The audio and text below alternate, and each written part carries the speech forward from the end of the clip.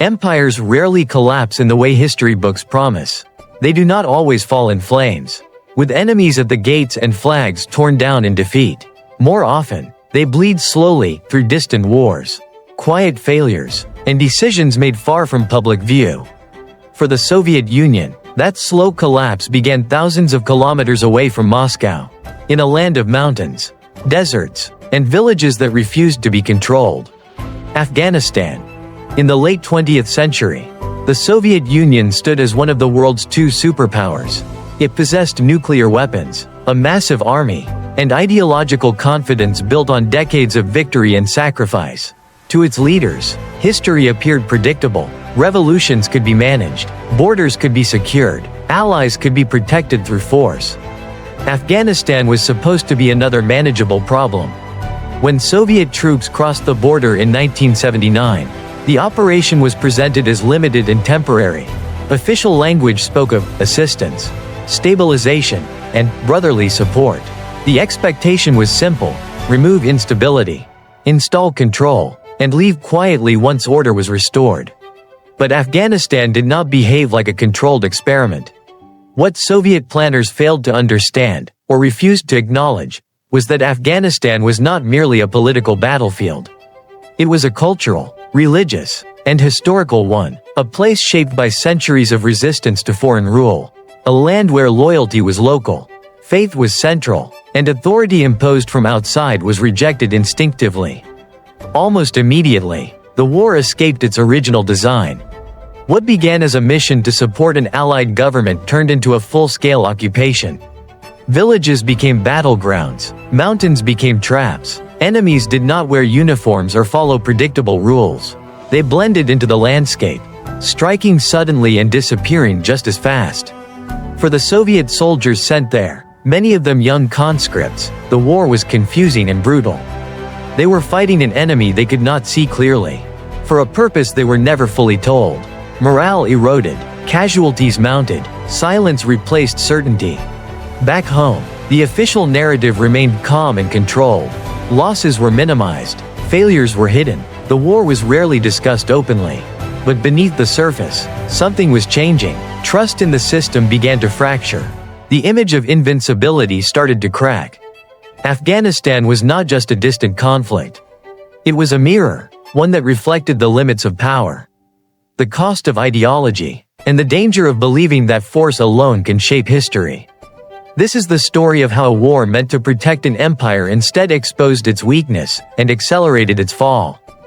To understand why Afghanistan became such a disaster for the Soviet Union, it is necessary to understand what Afghanistan truly was, and what it was never meant to be.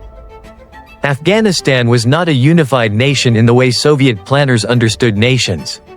It was a mosaic of tribes, regions, and loyalties shaped more by geography and tradition than by centralized authority.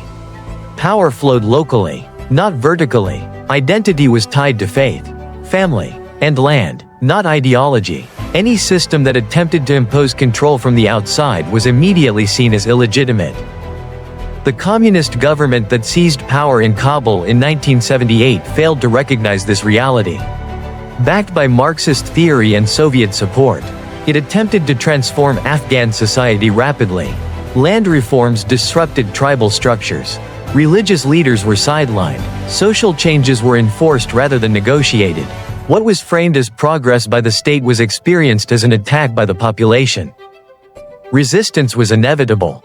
As protests spread, the government responded with violence. Arrests, executions, and bombings followed. Entire communities were punished for suspected disloyalty. Instead of stabilizing the country, repression united opposition groups that had little else in common. Fighters emerged not because they shared ideology, but because they shared anger. By the time the Afghan leadership appealed to Moscow for help, the situation was already spiraling out of control. From the Soviet perspective, the decision to intervene appeared rational. Afghanistan bordered Soviet Central Asia. A hostile or unstable regime there was seen as a direct security threat. Allowing the Afghan government to fall risked opening the region to rival influence. The logic of the Cold War left little room for hesitation.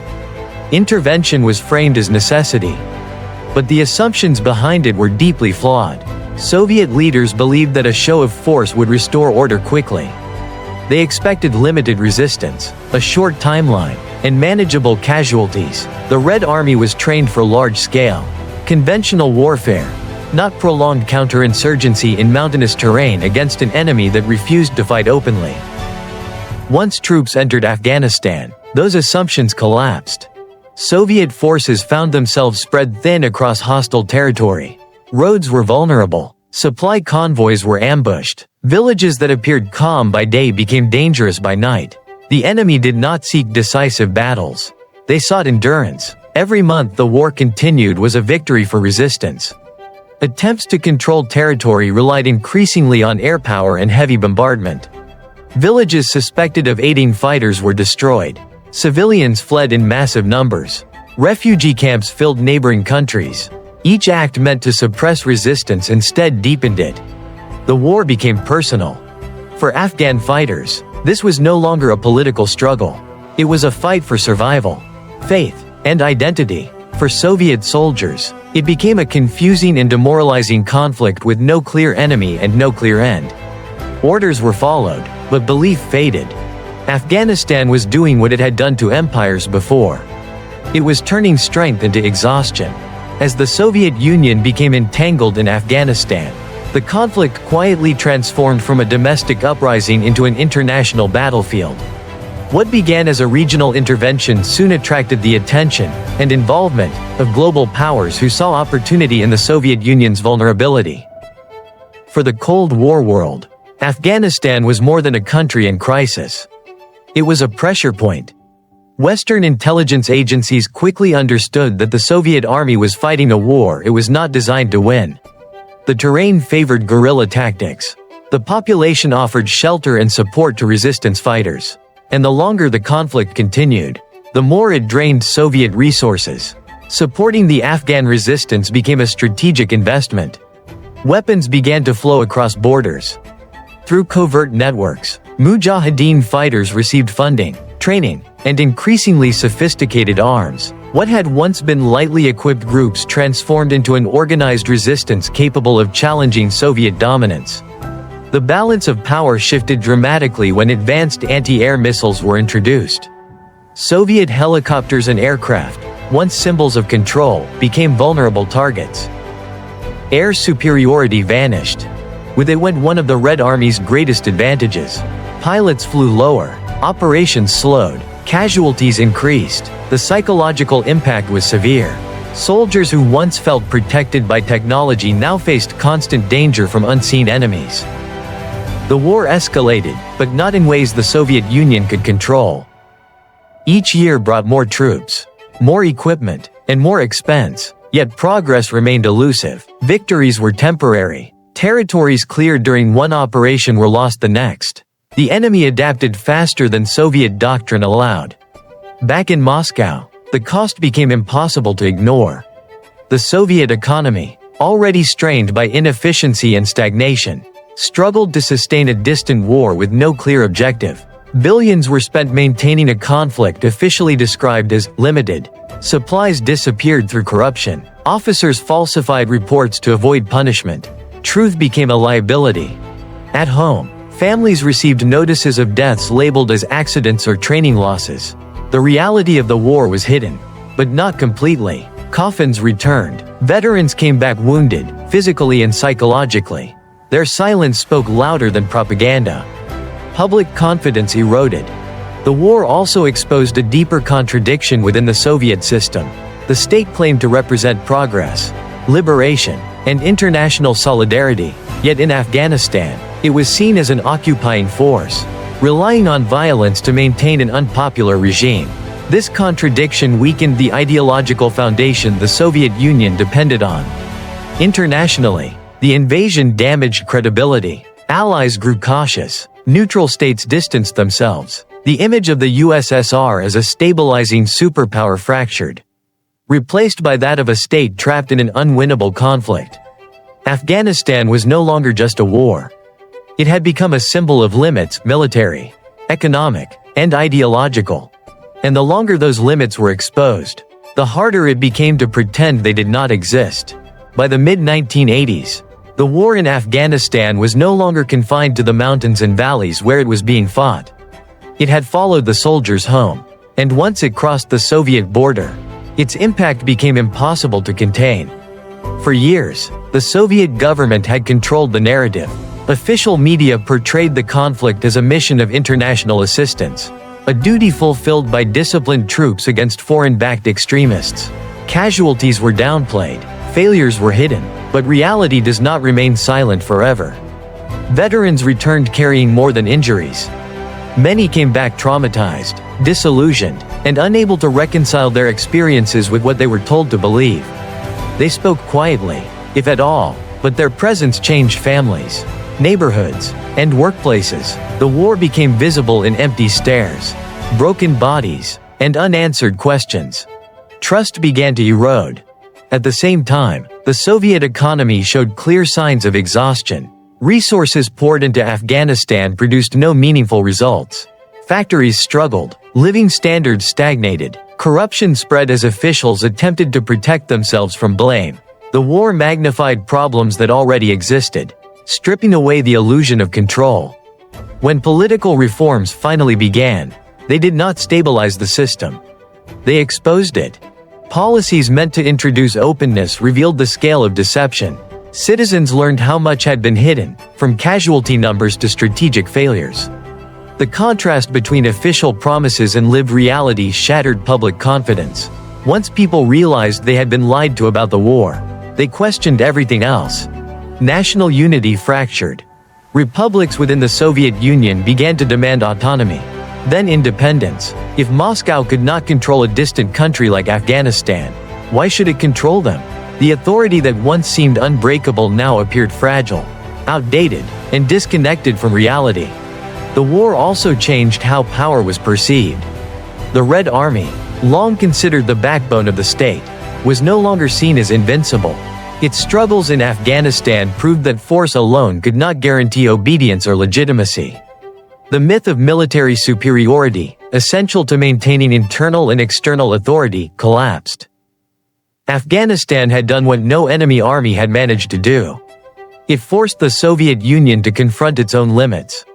By the time the last Soviet troops withdrew in 1989, the decision was framed as strategic adjustment. In truth, it was an admission of failure. The war had achieved none of its original goals. The Afghan government remained unstable. The region was devastated, and the Soviet Union returned home weaker than when it had arrived. 2 years later, the state itself ceased to exist. Afghanistan did not single-handedly destroy the Soviet Union, but it accelerated a collapse already underway. It exposed the cost of arrogance, the danger of ideology imposed by force, and the fragility of systems built on silence. The war did not end an empire overnight, but it made its survival impossible. Empires rarely recognize the moment they begin to fall. There is no announcement, no clear turning point, only a growing distance between what power believes itself to be, and what it truly is. For the Soviet Union, Afghanistan became that mirror.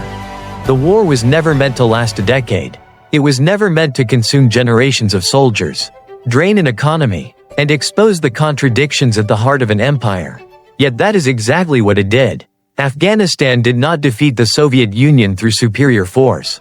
It defeated it by refusing to conform to ideology, to control, to prediction. What the war revealed was not weakness on the battlefield, but fragility in belief.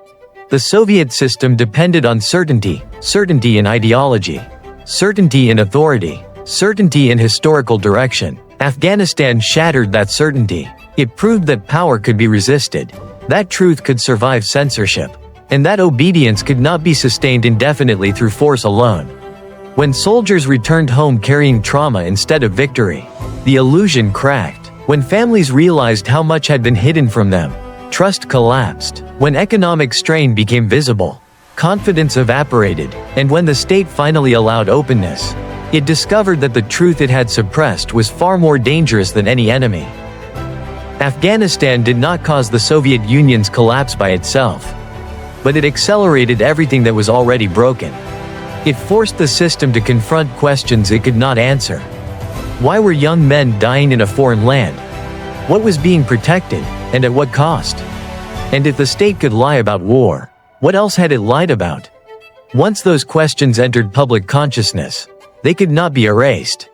The lesson of Afghanistan is not limited to one country or one era. It is a warning written into history again and again. When power is imposed without legitimacy, resistance becomes inevitable. When ideology replaces understanding, reality pushes back. And when leaders believe force can solve problems rooted in culture, identity, and belief, they create conflicts that outlast their authority. Afghanistan has earned its reputation not because it defeats empires militarily, but because it exposes their limits. It reveals the gap between ambition and reality, between control and consent. Empires arrive believing they can shape the country. They leave changed themselves. The Soviet Union entered Afghanistan confident in its strength. It left having lost faith in itself. 2 years after the last soldier crossed the border, the red flag fell for the final time.